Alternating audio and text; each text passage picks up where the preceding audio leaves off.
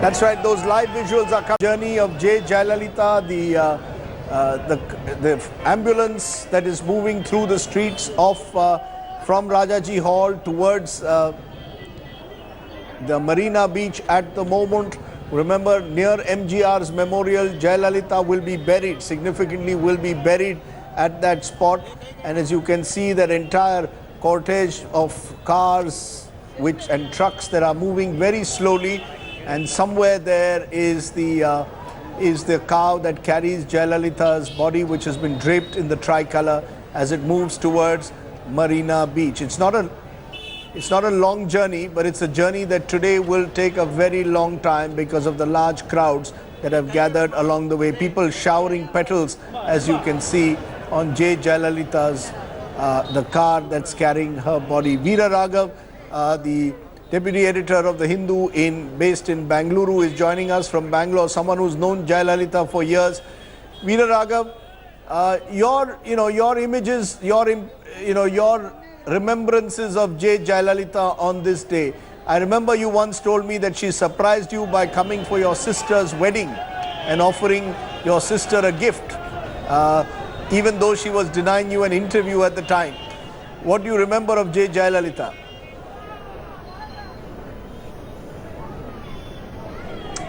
Well, I guess you never know what you got with her until you actually got it, and that's something that whether it's an interview or whether it's a Rajya Sabha seat for her party cadres or party candidates, they would never know what was up the sleeve next and when they would be dismissed. Well, that was what she was. To me, I think the lasting image would be someone who was categorical, someone who was completely non-apologetic about what she was. She was this convent-educated, flawless English-speaking person who was trapped in a world of cinema and politics, and she had no apologies about what she had to be in that world. Authoritarian, you pose a question of why she was authoritarian. I don't think it mattered to her what the world thought of her. She knew what meant and how to acquire power in politics, how to hold her party together, and she did that. So Rajdeep, I think, I've also been there's been times when it was impossible to access her. It's not as if one person had access all the time to her, and whether it was Sashikala Natarajan or one of her closest aides, no one was sure whether they would always have access to her. There was no guarantee with her. So I think that's possibly the lasting image with her. You never knew what was coming next. In fact, N. Ram, former editor-in-chief of The Hindu, one of the country's senior-most journalists, joins me. Mr. Ram, you perhaps had more access to her than most, and yet she also filed defamation suits against The Hindu, breach of privilege notices. So as Veera Raghav says, she was unpredictable. She kept everyone on the defensive, not just her political rivals, but also powerful editors. Yes, I think it was quite a tense relationship at times. But what we learned in 2003 was when you stood up, because that's something that was totally unacceptable. They tried to arrest 5 of our journalists for doing perfectly legitimate journalism, nothing scurrilous or defamatory or even very moderate, in fact, largely reporting. I think once you stood up and we won in the Supreme Court, what we found at that time a surprise was that she seemed to respect that, and she then not only changed her stance, but sort of invited me to come and meet her, and was quite helpful, and became quite cordial at that point. But the defamation cases kept piling up against The Hindu and various other newspapers, and it was never really pursued in court. It was kept there, and now it is clear that it was meant to have what has been often described as a chilling effect. It was largely prevented. And it was very difficult for, people don't consciously or deliberately walk into defamation case. So it did have that chilling effect, I'm afraid. And she, I think, being smart, had this attitude that we didn't appreciate it at all. But we knew that it could be fought.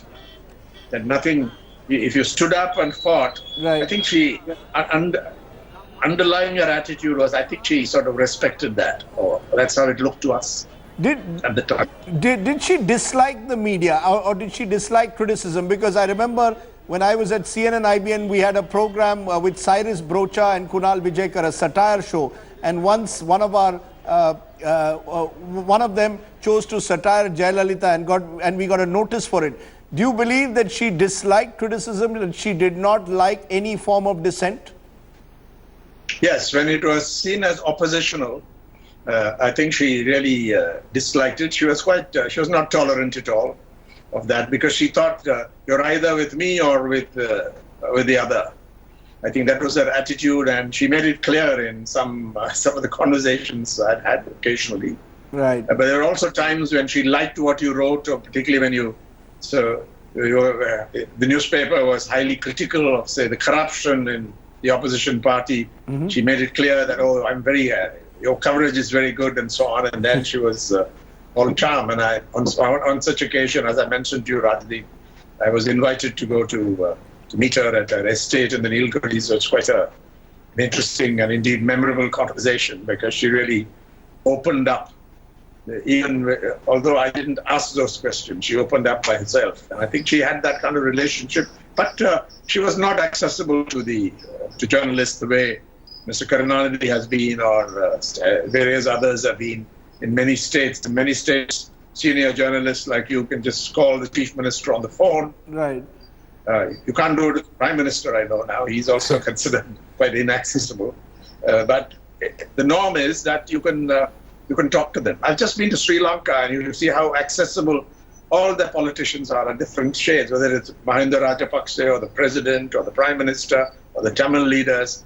Very often, I think, you get what you want. And that was not the case with Jayalalithaa. She was, I think, suspicious of the media. She probably had contempt for a lot of the superficiality that you and I encounter all the time in the news media. She must have had that. Mm-hmm. But basically, she saw it as either you're with me or against me. Well, at least you got a chance to pay a visit to her estate in Kodaikanal, which I'm told is quite spectacular. So you've gone further, Mr. Ram, than most did with J. Jayalalithaa. At this point, I'm also joined by Khushbu Sundar, who, like J. Jayalalithaa, in a much smaller way, Khushbu, actor turned politician, and I'm not trying to in any way diminish your contribution, but J. Jayalalithaa, after all, was truly an iconic figure. Was she inspirational for people like you? You also, made that transition from cinema to politics. Has Jayalalithaa been the kind of inspirational figure for an entire generation, let's say, of young people who might want to get into politics, particularly from the celluloid world? I mean, the southern film industry has had a history of people from cinema getting into politics. You've had a temple named after you. I'm not sure Jayalalithaa had that, so you're one up on her there. But I'm just wondering whether she was inspirational to a lot of you.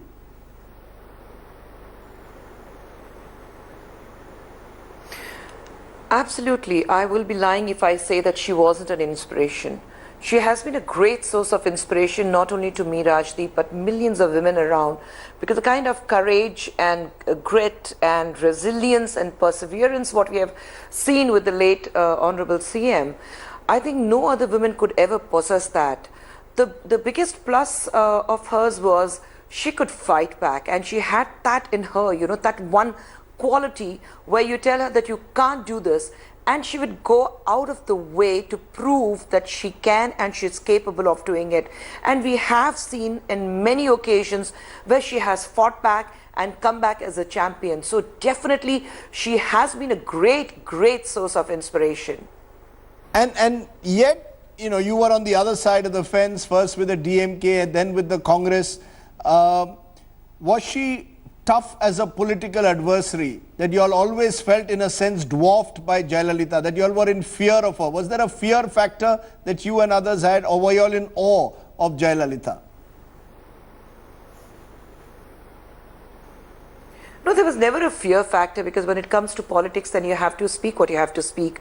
But yes, I think everyone were in awe of her. We had great respect for her, and that respect will continue. It's, not only because of politics, because I think the way she has handled herself as a woman and the way she carved a niche for herself, she reached right at the top despite all the difficulties and the problems. I remember she saying that she swam through the river of fire to reach the positions where she has come. So that's very true, and that respect was always there. The fear factor wasn't there because then we had to be politically, we had to do what we had to do, and we had to criticize her, and we were right in doing so. But I think apart from that, it was great. It was just simply great to, have someone like Jayalalithaa ma'am to talk about. Swam through the river of fire. Veera Raghav, you've tracked the AIDMK for years. Mr. Ram, you've also seen the AIDMK for years. Do you believe that the AIDMK today is often, or the images that I now see of the party workers, extremely disciplined? We haven't seen any evidence of any violence, at least, of the kind that maybe even existed 20, 25 years ago when the great MGR passed away. Do you believe that she has built this disciplined force which will outlive her, that the AIDMK is far from over? Yes, I believe that is the case, Rajdeep. I too was very impressed because there are all kinds of fears about what would happen.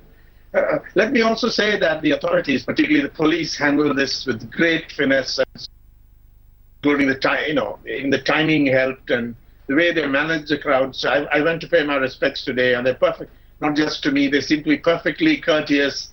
They explain their difficulties. They worked very hard. I think it shows that there's a certain resilience in the state, and I think it is the case that the AIDMK, the way it has responded to this is a great tragedy for them and this crisis, if you like. They behave as though it's not real. They were prepared for it. Right. And she surely had a lot to do with that discipline. I was impressed with the smooth transition. It's early days yet. We don't know what kind of play they will be, because some people expect Sashikala and others, what will be their role and so on. My view is if they confine themselves to the role of being a friend who holds the personal legacy of Jayalalithaa, so to speak, and not make a play for politics or political role or the role of general secretary in the party, which has been talked about in the press, I think they should do quite well. It's impressive the way they behave, but I would give a lot of credit to the law and order forces in the state, largely themselves. People are surprised they didn't ask for central forces very early on. They came in as very much a supplementary factor. Right. I think the way the police handled it is exemplary and we looked at other states as well. Well, I think that's a good point, because I think the Tamil Nadu police and the bureaucracy have a well-deserved reputation for administrative efficiency, much of that linked to the Jayalalithaa years. And in fact, in many polls, Tamil Nadu has come on top when it comes to investments, most preferred business destination, ease of doing business. But interestingly, Veera Raghav, that question of whether the AIDMK will now outlive the Jayalalithaa legacy, the years, do you see that happening? Will O. Paneerselvam, in your view, be able to take forward the legacy, or is he simply an interim stopgap arrangement? I think it's going to be a very difficult road ahead. For the moment, you may not have any instability, but there are internal contradictions. There are internal caste equations within the AIDMK, like in any other political party. Jayalalithaa was above all differences within the party. She was the ultimate power center, and whatever the AIDMK had over the last 4 decades, that since 1989 till now, has been because of Jayalalithaa. And 4 decades is a long time. So how the party is going to readapt itself, how, remember that, there are cases that are pending, and whether one political leader can have the hold over the party, how the political rivals are going to open up, see the situation after, let's say, 6 or 8 months, I think is anybody's guess. So it would be very difficult to make a prediction at the moment, but I think it's very clear that the road ahead is going to be a tough one. Just psychologically for Tamil Nadu as a state to get used to the fact that one of the 2 poles of politics in that state is no longer there is going to take time. So I think it will take a little time to understand how this is going to play out. There are serious internal contradictions as well, which the political rivals of the AIDMK would like to exploit in given time. There are caste differences, as I'm pointing out. Remember, maybe not the time to speak about those, but there are serious caste differences as well, which at least attempts would be made to exploit those by the political rivals of the AIDMK. And let's also not forget that the last election that Jayalalithaa won was something in terms of vote share with a very narrow margin, but also in terms of seats. It wasn't the kind of sweeps that Tamil Nadu had seen earlier. It was a direct head-on-head ADMK versus DMK election, and the DMK came eerily close. She managed to pull through, which was a testimony to her ability to understand politics, to unite the party, to bring back people who may have splintered the vote, and her confidence that she can win it alone in Tamil Nadu at the end of the day. But how the DMK is going to view this situation, not today. Today you will have conciliatory messages, but 6 months down the line, well, politics and the stakes are high. Right. So I think everyone would be playing their cards close to their chest at the moment, but they would reveal it 6 or 8 months down the line. That's right. Jayalalithaa, we'll have to wait and see whether the kind of unifying factor that she was, the glue that held the AIDMK together, whether that glue sustains in the years and the months certainly ahead, because it won't be easy to fill Jayalalitha's shoes. They're very large shoes that O. Paneerselvam is being asked to fill. Remember, he's been twice almost an interim chief minister when Amma went to jail. This time he's being asked to remain in power without the shadow of Amma. Can he really fulfill the responsibility that he has been given? There's a huge question mark over that. How will that play out in the months ahead? But we'll leave that for another day and another time. I want to focus continuously on what Jayalalithaa meant. Why is she this leader who's attracted these large crowds at her funeral today? I'll come back to you, Raj, in a moment. As we head into a break, listening to Jayalalithaa, what she saw her responsibilities as a politician to be, and also another tribute being paid by a politician from another generation. She was not only a towering personality for Tamil Nadu, but also for the whole of India. The place that she found in the hearts of millions of people across the state and across the country is a place in which she will live within them forever. Continue to pour into Marina Beach. This is a day where all roads are leading to Marina Beach in Chennai. The funeral procession of Jayalalithaa, she will be buried in a short while from now at a spot near her, the memorial of M.G. Ramachandran, the AIDMK's larger-than-life leader who Jayalalithaa was mentored by. You can see there the flag of the AIDMK being carried by the supporters of the AIDMK. A number of them have come from across Tamil Nadu. Several districts of Tamil Nadu have brought Jayalalithaa, have come to pay their last respects to Jayalalithaa at the moment there.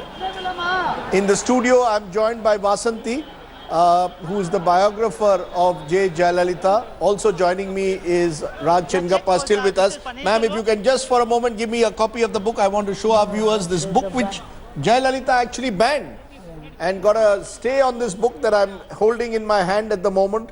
This biography of Jayalalithaa, written by Vasanthi, who joins us now. Today, mixed feelings when you think of the times that you had a tough time with her, but at the end of the day, I think like millions today, you would like to pay your tribute in a way to Jayalalithaa. Sure. Formidable leader. How would you summarize Jayalalithaa? Oh, she was the most charismatic and a very determined politician that Tamil Nadu has ever seen. The most colorful person she was, and she fought her way through.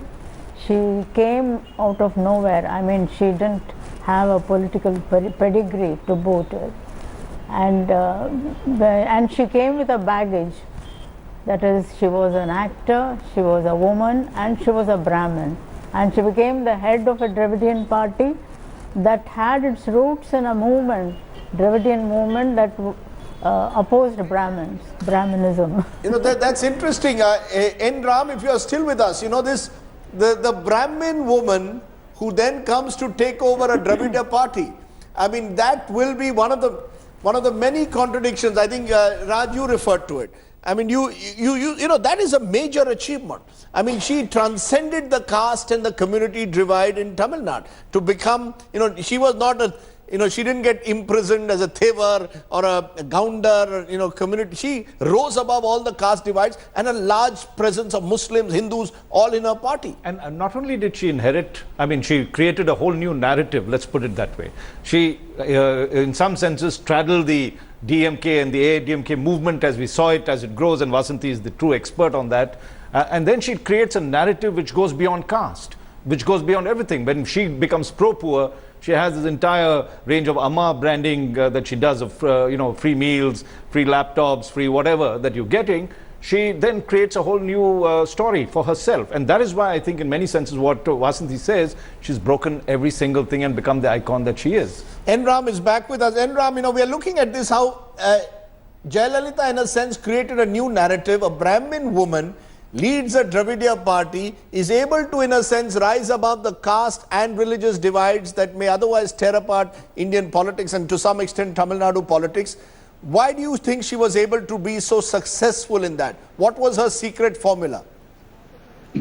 I think the overall approach she pursued of not dividing people along these caste or communal lines. She made a mistake when she tried to have, when she had legislation banning conversions. She quickly realized the mistakes and reversed course on that. She was very stubborn in staying with the decisions, but when she realized that it wasn't working or it was wrong, she had no hesitation in changing it. And I think these are qualities, and also the image of a strong leader who, she's in Vasanthi's book, she's quoted as saying that when I decide on something, I'd never do it half-heartedly. And when I want to will myself to do it, I'll go to the, I will do it. I think I will do it.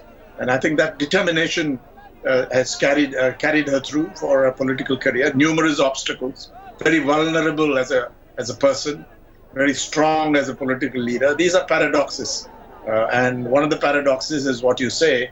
But also, Rajdeep, the DMK, which denied God, or many of them are agnostic. They carry on campaigns starting, before that, the self-respect movement of Periyar, but Annadurai, Karunanidhi, even MGR, who may have had some private observances, didn't make it public. But Jayalalithaa has had no hesitation in making it clear she was very devout. And yet she was not communal. She made some mistakes, but she was not communal. And that image of somebody, as you say, who rises above these things, I think served her very well. And this environment in Tamil Nadu, I think it was important, and it was very well received, I think. The ability to transcend all boundaries, and she was not a natural politician. Enram was telling us this morning that in a conversation, she said she disliked politics. But despite that, she became a consummate practitioner of real politics. He brought down a government at the center, would take allies and drop them, whether it was a Vijaykanth or a Vaiko. Where did she learn her politics? Did it come naturally at any stage to her? Yeah, she was very intelligent.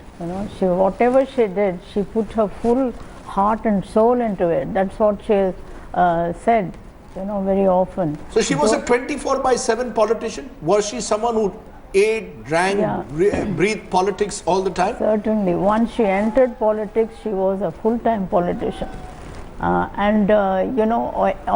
Every scheme of hers, and even the projection of herself as Amma, that metaphor is very strong. It's a very strong metaphor, especially, the very sentimental, tradition-bound Tamilians, It's interesting. Let's look at that word Amma. Kushbu, what did the word Amma mean? We are seeing lots and lots of women, particularly yesterday outside the hospital, who had lined up, they were teary-eyed. She had this connect as Amma, as this mother figure, particularly one would say with women. Would I be right in saying that the Amma factor always stood by Jayalalithaa and made it difficult for the opposition to take her on beyond a point?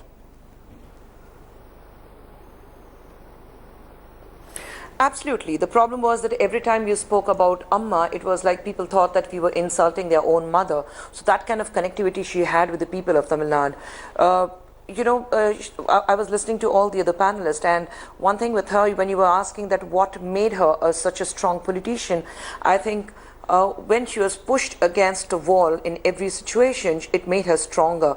Every difficult point made her stronger, whether she was pulled out of the carriage when Dr. MGR passed away, or what had happened in the assembly, or what had happened in between, she losing the elections, then coming back, cases, the SC order, Supreme Court order, the High Court orders, all the ups and downs made her such a strong person, and she evolved herself completely. She decided, there was a very, very famous lines of her. She always used to start her political meetings saying that, that I am because of the people, and I am for the people. That's what it means. And I think that is one line of hers which went on very well with the people. And she always used to make it a point that she, in her political meeting, she said, I'm your mother and I'm here to take care of you. So I think, those little points, she was so sharp that she knew that this will go down very well emotionally, connecting her with the people, especially in the complete rural areas, and that was her biggest strength. Veeraraghav, when you would travel with her on a campaign, was she even, in the rural areas of Tamil Nadu, was she even stronger than in the urban areas? The DMK traditionally seen as the party of the urban areas, but in the rural areas, Jayalalithaa seemed to completely dominate for a very long time. Did she have a natural affinity on the campaign trail when you would travel with her on the campaign trail? Was she comfortable doing those long campaigns? The fundamental platform, and I was hearing people talk about her strengths, I think the fundamental platform for Jayalalithaa was that she built on what MGR left behind. The AIADMK as a party, its DNA was sowed by MGR. He was above caste, he was not a Tamilian, he came from, so in that sense, all these things is what built the AIADMK, and hence Jayalalithaa built her image as an MGR plus. The legacy that she got from M.G. Ramachandran, and then reinvented it at some level for herself, but she never tampered with the basic roots. And MGR as a person had a much greater persona amongst the rural, amongst the downtrodden. He would not belong to any caste, because I think these are leaders who believe that they're too big to belong to any one section. They believe they take that MGR. Can I just take that MGR point? And I think in a large sense, her image. Can I just take that MGR point for a moment to Vasanthi? MGR, did Jayalalithaa sort of consciously, particularly in her early years in politics, try to emulate MGR? That, she believed that she was the true legatee of MGR, and there was a conscious attempt to ensure that that legacy was not in any way frayed. Yeah, in many ways, even her welfare schemes and all, it was in the path that MGR followed, and she knew that it worked.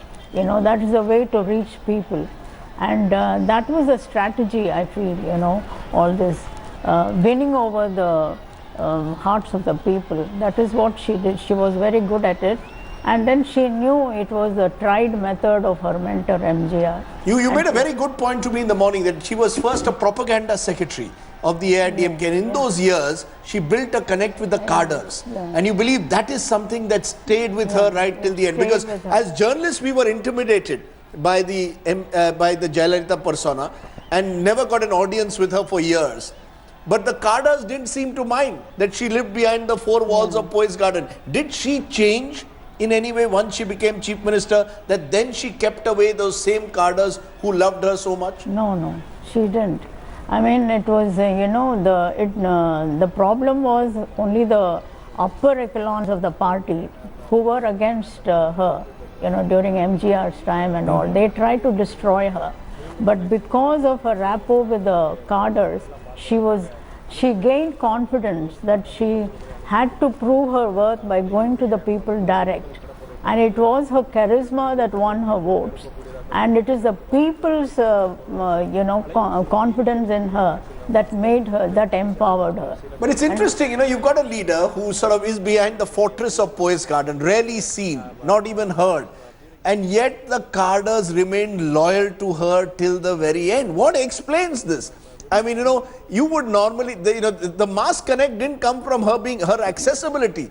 In fact, as you said, it seemed to come almost from her inaccessibility. No, but the Carders realized that she was the only person who had charisma. They said they wanted a charismatic leader. So they saw her as the vote gatherer. They saw her as that charismatic vote gatherer. It's one of the many paradoxes. No, because they believed that she was the chosen heir of MGR. They believed she was the chosen heir of MGR. And Ram, the chosen heir of MGR. Some would say she's gone well beyond MGR today. As I said earlier, that you'll now have to look at this as a hyphenated legacy almost. The MGR-Jaya legacy. Yes, I think there are some indications that she was not totally uncritical of MGR's approach. But looking at it today, it's clear that had there not been an MGR or an MGR, the AIDMK, there would have been no Jayalalithaa. That's obvious. The AIDMK of Jayalalithaa, which was very, very powerful and dominant, was preconditioned on the existence of an equally dominant, perhaps an even more dominant MGR AIDMK. Although there were some discontinuities, I think I totally agree with what has been said about building on this. The course had been set. She made some variations. There were certainly differences in style and so on, but both were highly charismatic. And I also want to stress this special appeal to women. If you look at the election data from exit polls and so on, it's clear that they scored much higher among both. The AIDMK of MGR and the AIDMK of Jayalalithaa scored much higher, markedly higher among women voters than male voters, so that you could say, if only men had the vote, the AIDMK could never have come to power. This party was hugely indebted to the support it had from ordinary women voters, particularly the rural poor. And I think that really comes out in the reactions you saw in front of the gates of Apollo Hospital. Kind of, they may not have known too much about the policies, but this powerful image and this credibility of her persona, I think, really asserted itself, and that made her very, very difficult to defeat, even when she made mistakes. Yeah, Veera Raghav, the woman factor, I mean, we keep coming back to it in a way. Was that a special strength that Jayalalithaa had, particularly in rural parts of Tamil Nadu, that the women trusted her? That even after her liquor policy started to go wrong, she was forced to revise because she realized, she understood that the woman voter was upset, and that was one vote that she didn't want to lose till the very end.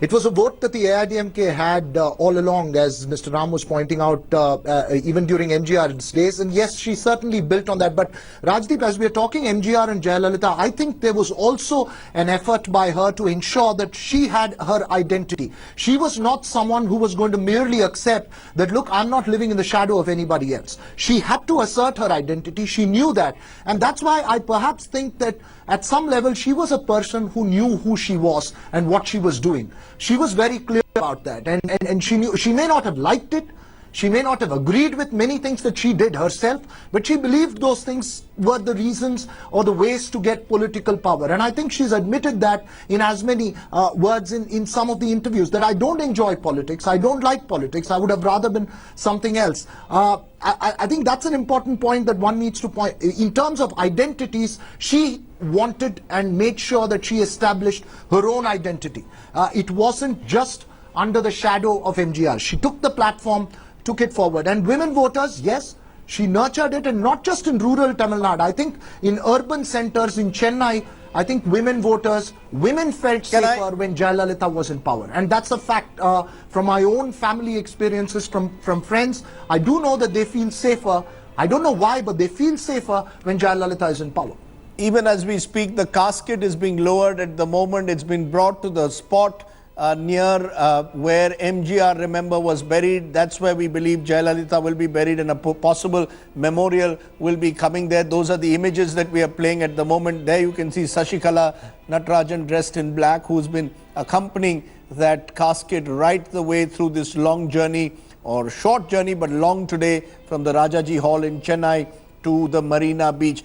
Just a point, Khushbu, as we see these pictures, film star politicians, checkered past in Tamil Nadu, some have succeeded, some have not. Rajnikant, possibly the biggest superstar of our times in Tamil cinema or southern cinema and even national cinema, didn't take the political plunge. And a few others who've tried it have had mixed success. So it's not as if simply being a film star guarantees you political success. I mean, we've got to give Jayalalithaa the credit for staying the distance. She was the marathon runner.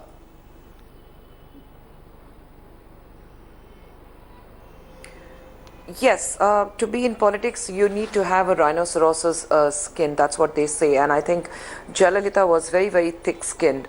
She couldn't let and she wouldn't let anything penetrate within her skin, under her skin, and she could take calls. If she had to allow things to penetrate within her, and then probably things would have been different. She had hardened herself so much. There was a sense of arrogance in her, which probably also gave her the strength to fight back. And I think all of these things made Jayalalithaa the iconic woman we all look up at her today. As you were saying that, the casket has been lowered, there's kind of a pain within me. I don't know why, but then you feel that you're not going to see this iconic woman again. A woman who could wave a sign of victory, who would talk with her fingers half curved, who was such a wonderful orator, and who could, have people on her fingers and rule the state for so many years. And with all the ups and downs, it's, you're not going to see this iconic woman again. Our chapter has come to an end, which will be a history tomorrow. And there's a huge pain. There's a huge pain. A huge pain. But, we raised this about an hour ago. Annadurai, MGR and now Jayalalithaa, all being buried. All being buried. Some would have thought there was some question whether she would be cremated, but she too, like the founder and MGR, are both being buried today.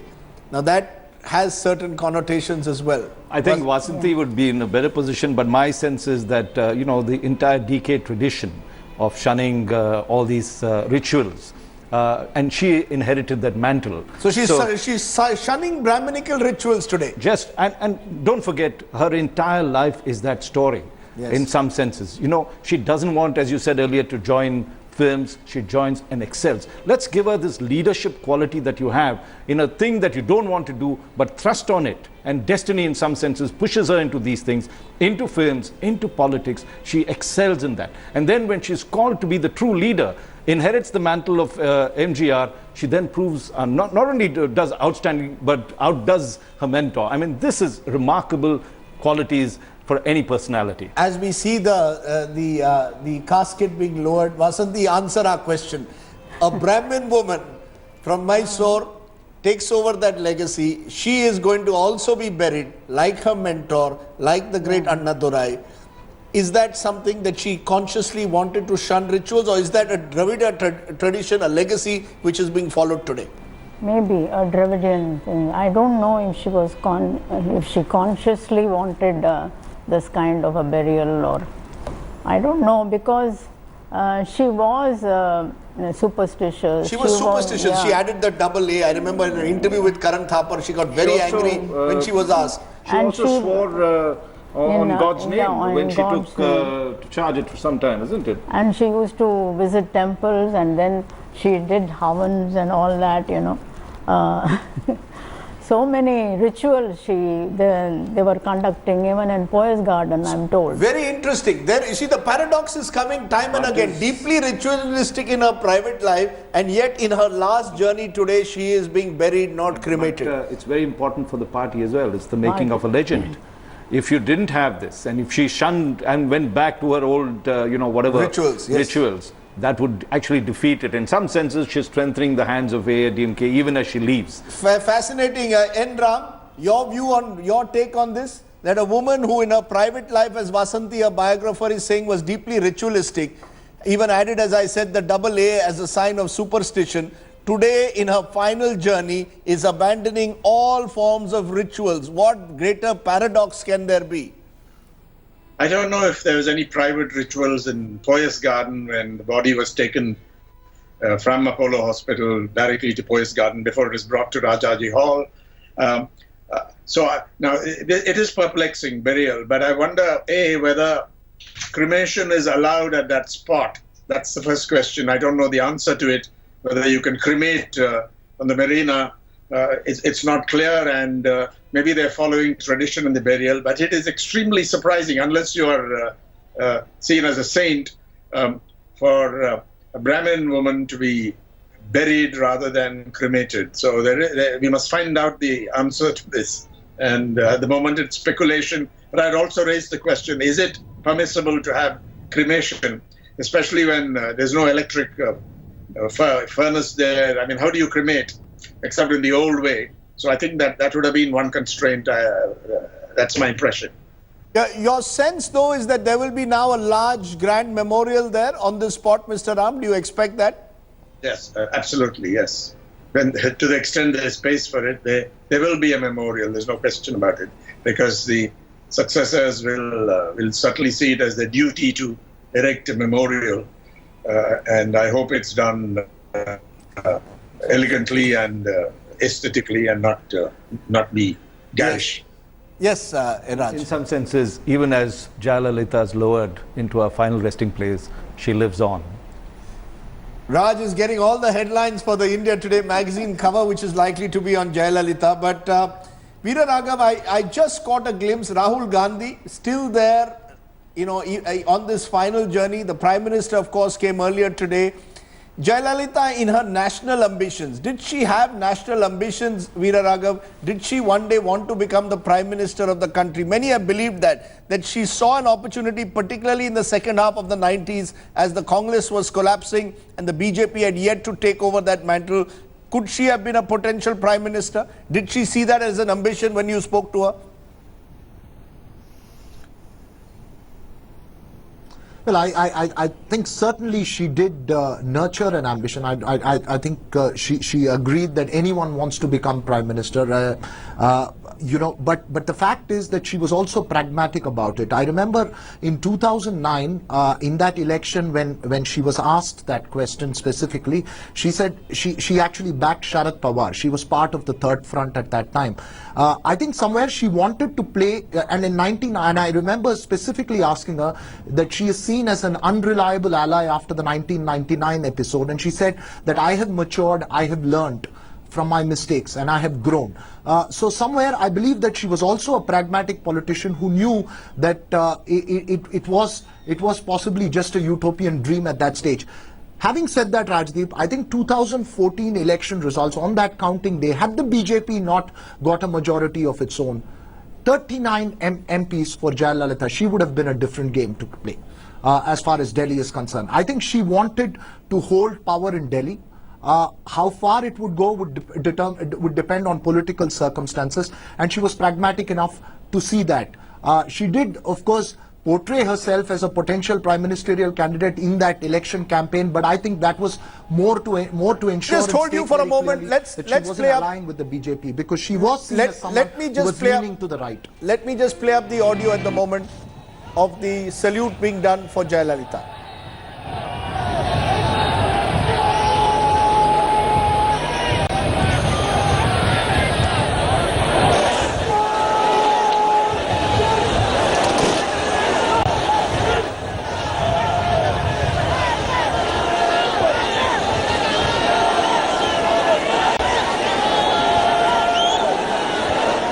To Jayalalithaa there in her last journey, but just to take that point forward, ma'am, did she have national ambition? Did she look beyond Chennai? Yeah, she did. She wanted to be Prime Minister. Yeah, and also she was very particular that positive image of hers is projected in the English media. She was very sensitive about it. Very sensitive about the English media, but let's just listen in once more.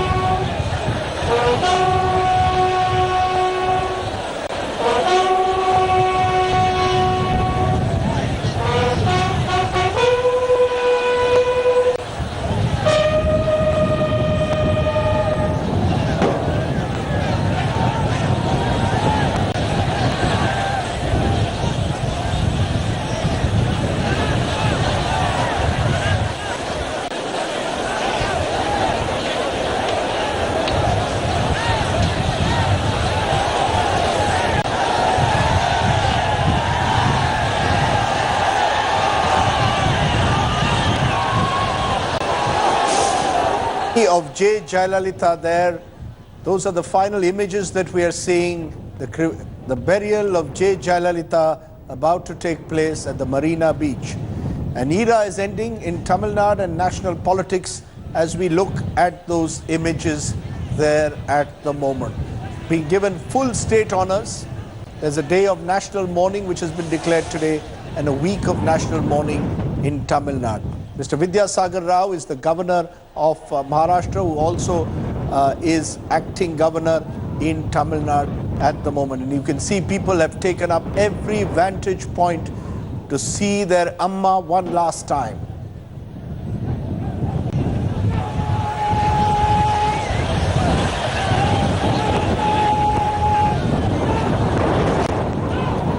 As we listen to those images, I want all my guests to tell me how they look at Jayalalitha's legacy. She lives on forever is how Raj Chengappa put it. Even as she is being buried today, she lives on forever. N. Ram, as we listen to the music and the sound of the bugle, I'll just pause for a moment and then get you to comment on that. The legacy of J. Jayalalithaa.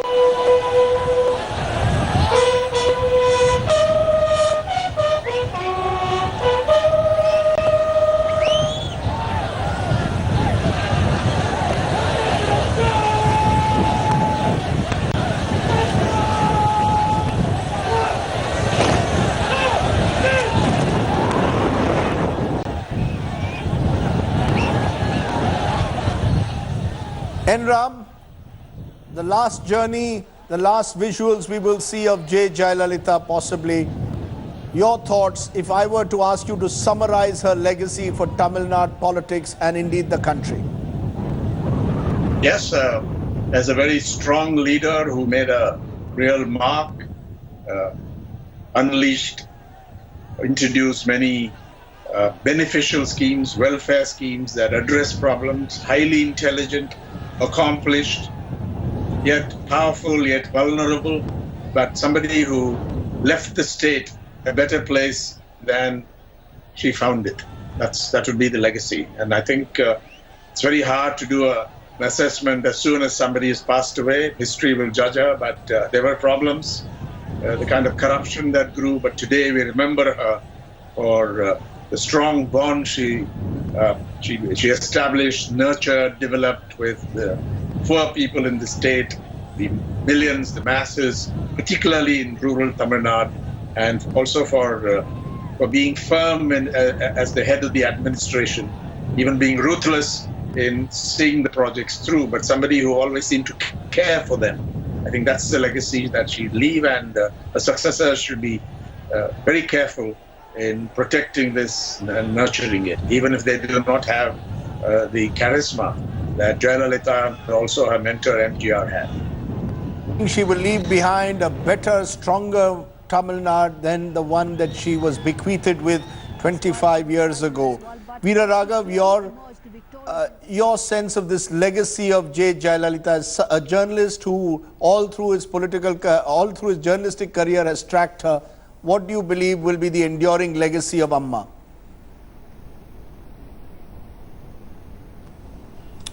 Well, the one political phenomenon like none other that we've seen, which is impossible to explain completely, even more difficult to understand, and sometimes very, very difficult to accept. Someone who will remain as, the eternal Amma for the AIDMK cadres, someone who was unapproachable at times that she wanted to be unapproachable, and approachable at times that she chose to be approachable. Someone who lived her life on her own terms and also did what was needed at that time.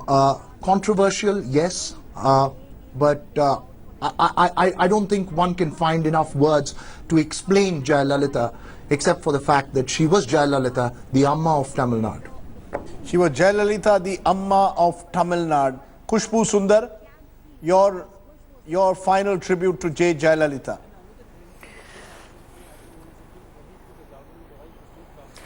And she lived on forever in the hearts of the people. An enigma. She was difficult, when she wanted to be difficult. She was vindictive when she wanted to be vindictive. But she was also a very, very vulnerable person when she wanted to be. A woman who lived her life on her terms, a woman who created an aura for herself single-handedly, and a woman who will continue to inspire many, many millions of women till we have this political scenario in our country. He will be an inspirational figure. I mean, there's the darker side to Jayalalithaa, and we can talk about it on another day. And you know, there is the authoritarian tendency, the corruption scandals, the fact that she was accused of being vindictive.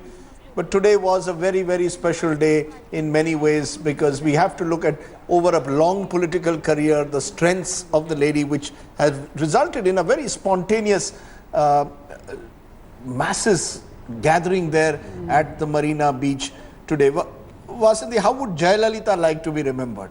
How do you believe, having studied her so closely in this wonderful biography, let me put it before the readers again, go out and read Vasanthi's biography of Jayalalithaa. This is not available because Jayalalithaa stopped it. She's now got another book of Juggernaut. But how would Jayalalithaa like to be remembered? I don't know. I think in the chronicles of the state, it will be written as she would wish, that with her death, Tamil Nadu has lost its color and verve. Tamil Nadu has lost its color and verve. She liked to see herself as that. I mean, amidst that sort of iron lady image, was, as Enram beautifully put it, was a very vulnerable person. Someone who, against her will, was dragged almost into cinema. Someone who then was almost initially pushed by MGR into politics. So the vulnerability was there, but there was a verve, you said, there was a desire, and there was an ambition. Yes, her story is an amazing story, you know. It is also a story of how a woman transforms herself to survive in such a male chauvinist and sexist political field.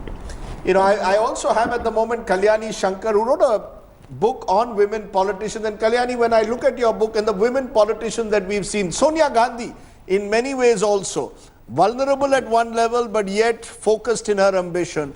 Mamta Banerjee, again, very, someone who's single-minded, a singular figure. Mayawati, and I've often in my book, in my own little book, written of them as the Teen Deviyan. Mamta, Mayawati and Jayalalithaa. Three women who have kept the male politicians always on the defensive.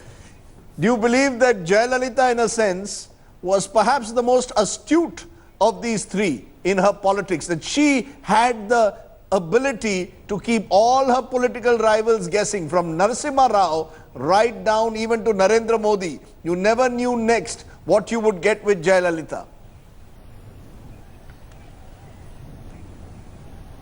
Well, I would say that all three of them kept all their enemies and friends guessing all the time, because they were all unpredictable. In fact, the strength of their politics is their unpredictability. So Jayalalithaa was no different, and she was an enigma, just as everybody says Sonia Gandhi is an enigma. So is Mamta Banerjee, and so is Mayawati. So to that extent, I think you can't say that all four of them were in their own way tried to be kind of mystique, and then kind of people who cannot understand why they are doing what they are doing. So that is how I look at Jayalalithaa. But she is a woman who will be remembered, and she is a woman who will continue to be dominating Tamil Nadu politics even after her death. You may recall that she sought votes in the name of MGR even in 2016 elections. You know, just before the election, you always see the MGR Jayalalithaa films being screened in Jaya TV and other channels. So she again would now, whether the ADMK will get the votes in the name of Jayalalithaa, or you were saying that hyphenated MGR Jayalalithaa names. So we will have to wait and see. But she's definitely proved to be one of the tallest leaders of Tamil Nadu, in the league of Rajaji, Kamaraj, Annadurai, MGR, and now Jayalalithaa. That's right. And you know, of course, we forget Karunanidhi, who is still there, and again a remarkable leader. Remember, Karunanidhi fought his elections in the 1960s and is still around. You know, Enram, I sometimes liken Karunanidhi versus to Ali versus Frazier. You know, you've had these bouts where each needed the other. in a sense, to sustain themselves. You had Mayawati and Mulayam in Uttar Pradesh to some extent, and I can't think of another parallel. Left versus Mamta, yes, but that kind of, pugilistic battle, fight for the finish. Karunanidhi, in a sense, the lyricist poet, and Jayalalithaa, the sort of actor, but temperamental, both of them remarkable figures. Tamil Nadu, will miss that Jayalalithaa versus Karunanidhi battles. Absolutely, Rajdeep, a remarkable politician, an exceptional politician, Kalaignar has been. The way he writes would put professional writers and journalists to shame. It's like yoga. He did it every day. He had to write. Man who spoke, he is only Vajpayee, perhaps among the old guard, could compare with him as an orator. Another, of course, was in a different league, but exceptional in many ways, and also known as a good administrator. And the comparison is apt. They were well matched, and it was engrossing to see them. They had bad relations, and the chemistry was not there. Stalin has tried to change that a bit, but an exceptional politician. And there are critics, there have been allegations and so on, but he's a great survivor, and he's the leading factor of continuity between the origins of the Dravidian movement and the present time. Believe they fed on each other, Jayalalithaa and Karunanidhi. I mean, Karunanidhi is not there on the images today. It's Shashikala who's dominating them, and I don't think he's come at the moment. His health doesn't allow him, in a sense, to travel much. But they were, in a sense, as I liken them to Ali versus Frazier, pugilists, but with enormous respect for each other somewhere. Yes, I suspect that there was an underlying respect, and one could say, just as we said, there could have been no Jayalalithaa without an MJR, at least the parties. There would be no Jayalalithaa without a Karunanidhi. You could say that as well. And I think in that sense, they are extremely well matched. The age difference was enormous, but she saw herself as fully the equal of somebody so senior as a politician, so schooled, so canny, and was a strategist, was a writer. I just want to hold you. I just want to hold you for a moment. Vasanthi, you were seeing some of the images, and here you have the little bit of ritualism that's coming in, Raj. The Brahmin priest. There is a Brahmin priest there, and therefore there is an element of ritualism that has come in. We've been focusing on this because we've been looking at the context of the Dravida legacy, but J. Jayalalithaa in her personal life was believed to be superstitious, as Vasanthi has told us.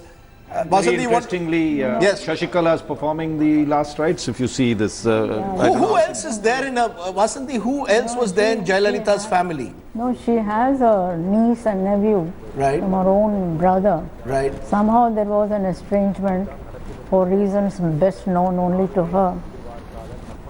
So it is strange, So there was no family that she had at all in that sense. Did Shashikala become her family in that sense?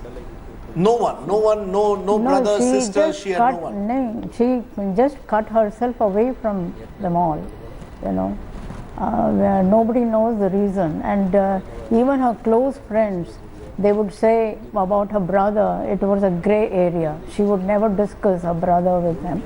Though in her autobiography that she was writing for a Tamil journal every week, she has written very fondly about her brother, about her childhood pranks with him, the way they played together, and how she quarreled with him and all that.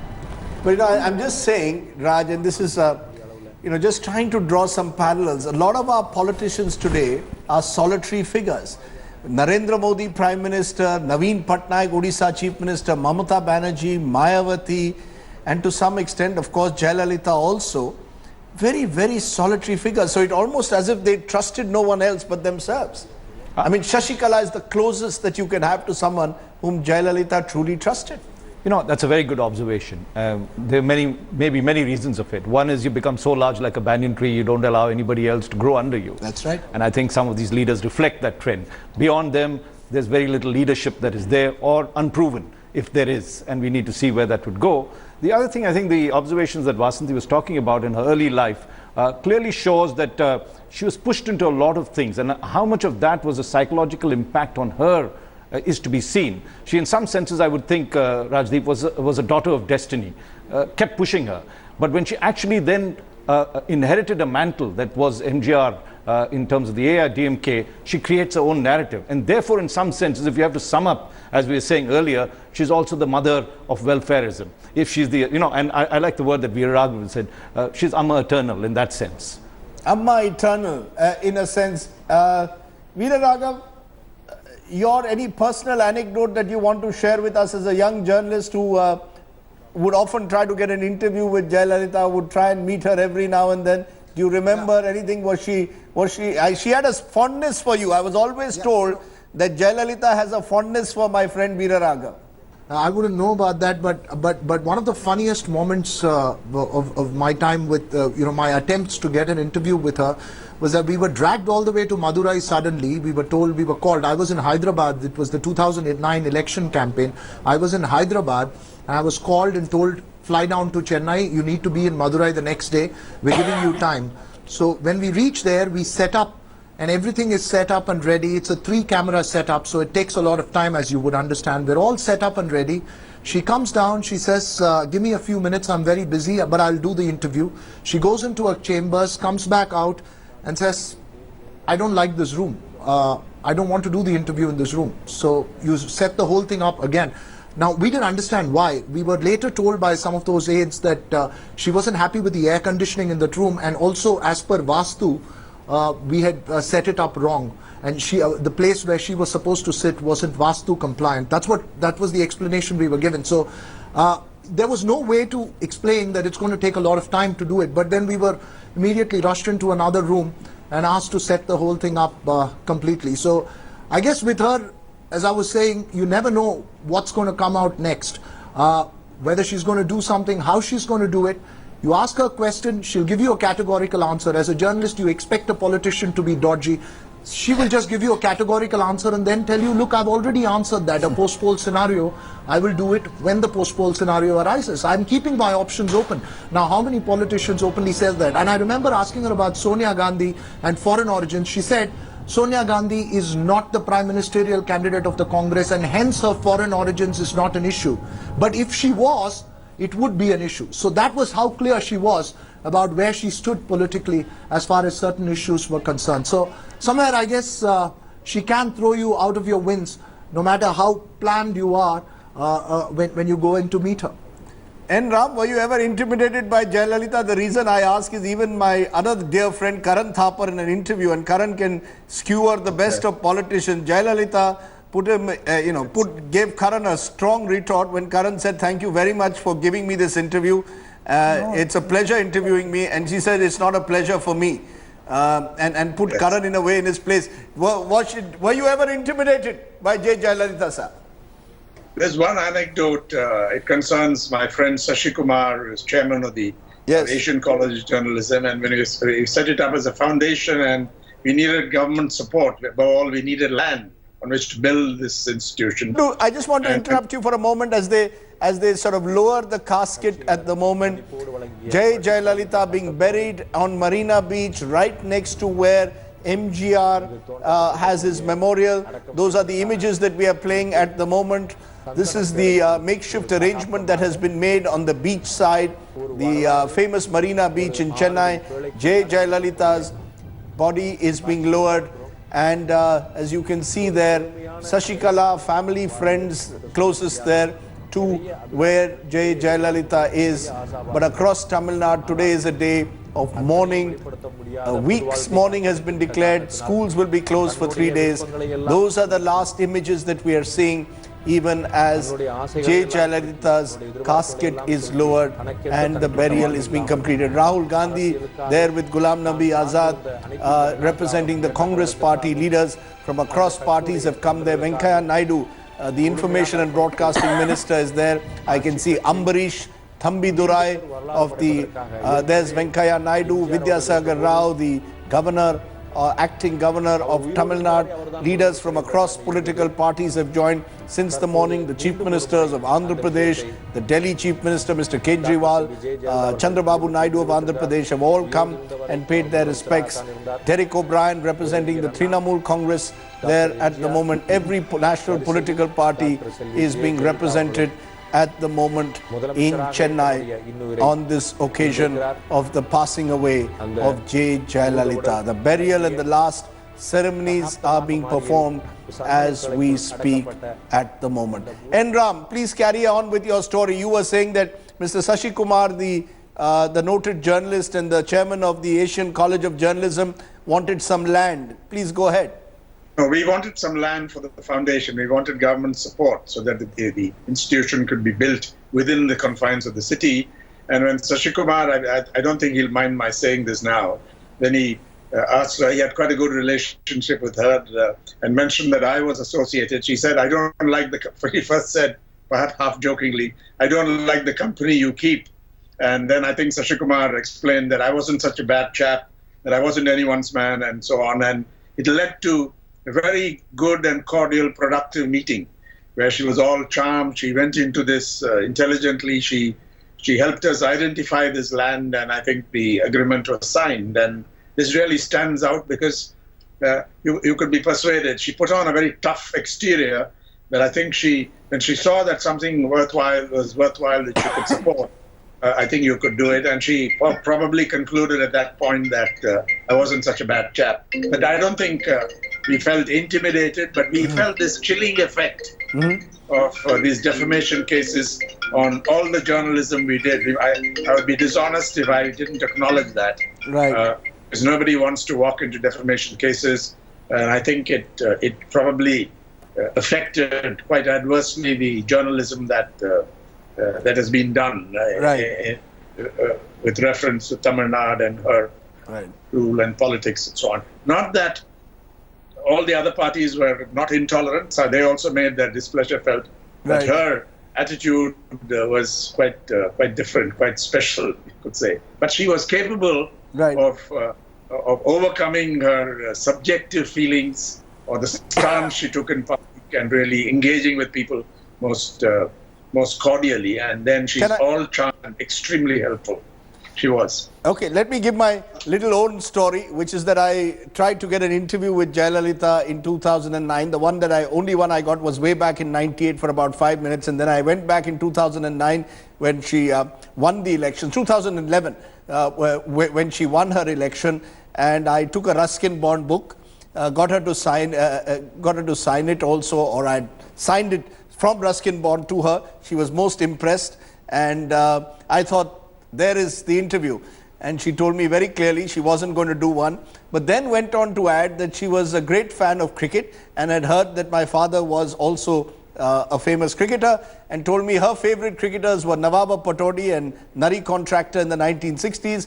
And she said she had watched my father score a century partnership at the Chepauk with Farooq Engineer. And she said, I still remember sitting in the stands and cheering when the century partnership was scored. So she knew her cricket. And that was one of her Vasanthi, she liked cricket and cricketers. Yeah, Nawab Patodi, she told her friends that she was in love with him. She was in love with Nawab Patodi. So she told her friends, I thought it was Nari Contractor. In the Simi Garewal interview that you're going to see this evening, she says Nari Contractor was her great favorite, but I think she was actually confusing him for a moment with Nawab Patodi. But Vasanthi saying that she was in love with Nawab Patodi and that she was, am I correct? Yeah, she used to tell her schoolmates. She used to tell her schoolmates that she was in love with Nawab Patodi, and as we've been saying, she was quite an athlete. What, sprinter, long jump, what did she do? Yeah, she was a debater. She was a debater, but an athlete as well. And a dancer. And a dancer. So truly multifaceted. What would Jayalalithaa not do? We still don't know, because she had a remarkable life and through all the ups and downs, and there is a darker side that we keep saying did exist, but as Ram says, you know, we can discuss though that darker side. You can see the two leaves of the AIDMK now shining as the sun sets in Chennai. The sun has set in more ways than one today on the state of Tamil Nadu. Its charismatic leader, its leader who's lived a colorful and full life, Jayalalithaa, has been buried. Madhu Yakshagaud of the Congress joining me. Mr. Gaud, I can see Rahul Gandhi there with Ghulam Nabi Azad. Is that a signal that you are trying to send today, that the Congress is close in a way to J. Jayalalithaa?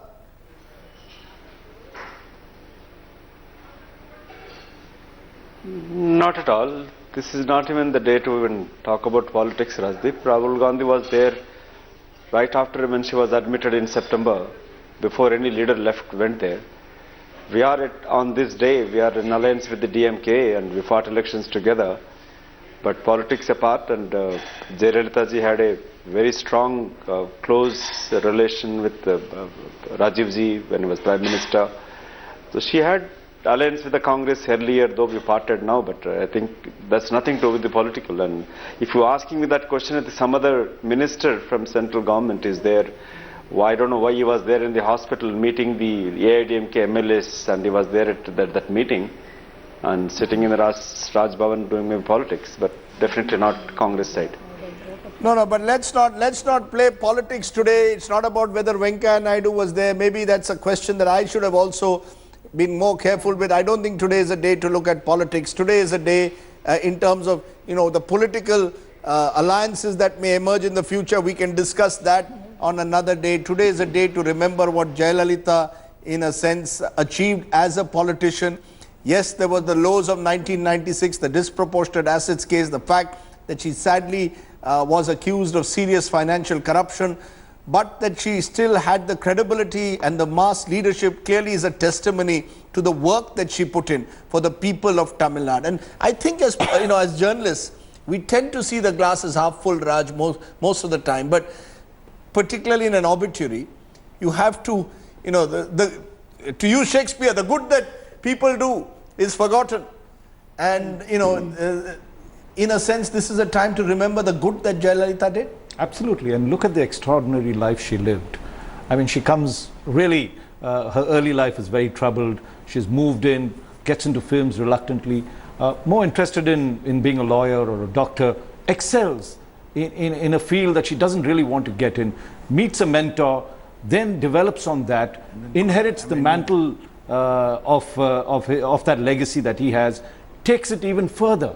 Though she's not interested in politics, then asserts it, living in a male-dominated world, an extraordinary personality who leaves, as you can see, the tearful scenes, a legacy behind. I mean, what more can you ask for in a life? What more can you ask for in a life? It's been a privilege, in a sense, listening to voices who've known Jayalalithaa intimately, like Vasanthi, N. Ram, who's followed her for years, Veera Raghav, Kushbu Sundar, Madhu Yakshagaud from the opposition side, Raj Chengappa, who is going to give us a cover story on Jayalalithaa, and as a young journalist will remember her from his days in covering politics in the South. At the end of the day, she was a politician like no other. She broke all barriers to create history in an otherwise male-dominated world. A child, a daughter of destiny, you could call her. J. Jayalalithaa leaves behind a legacy of a leader who, through all the controversies and all the darker sides, at the end of the day worked for her people. She ran a tight ship, a mothership, which is why she will always be Amma forever. Thanks for watching. Goodbye.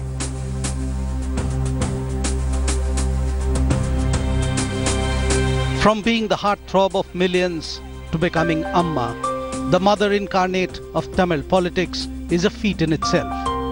But in a male-dominated patriarchal socio-political reality, it was Jayalalithaa who redefined how the game could be played. When I felt something was going wrong and I had to stand up and be counted. When I felt some injustice was being... Jayalalithaa was far from being the stereotypical film heroine of her times. She fought against her own destiny to emerge as a success in public life.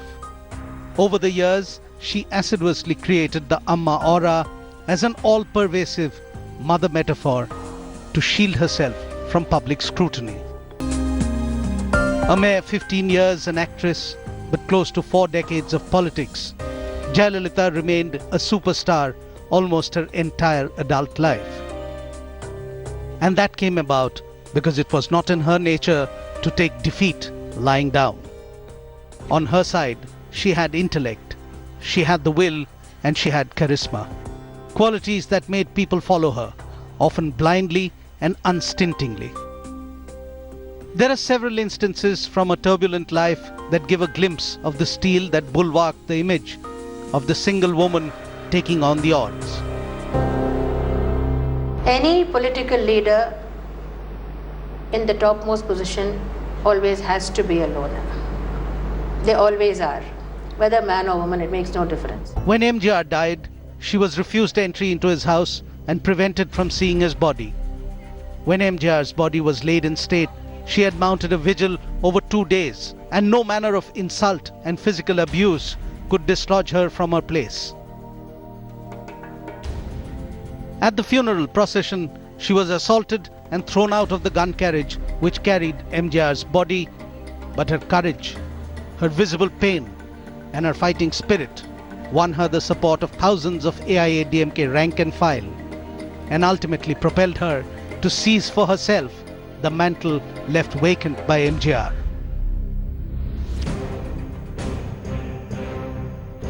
Once she came to power, Jayalalithaa turned imperious, keeping a subservient rank and file in line with a carrot and stick policy. In the way things worked out, she often brushed aside many vestiges of democratic practice. The idea was to get the job done and not dwell on the method. In a massive image-building exercise, she inserted a benevolent picture of herself into popular consciousness. From Amma water to Amma canteens, hers was the presence that was everywhere. This subliminal programming held sway over her vast support base, never quite letting one forget that in Tamil Nadu, it was Amma who cared for her children. It is an enduring legacy.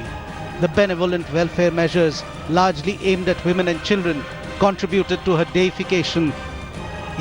Jayalalithaa ensured that her legend, more as a ruler than as an actor, will live on after her time. A compassionate mother to the poor, but also an omnipotent force who unleashed her wrath on those who failed to do her bidding. Jayalalithaa will be remembered as the remarkable woman who stamped her personal mythology on the misogynistic history of Tamil politics.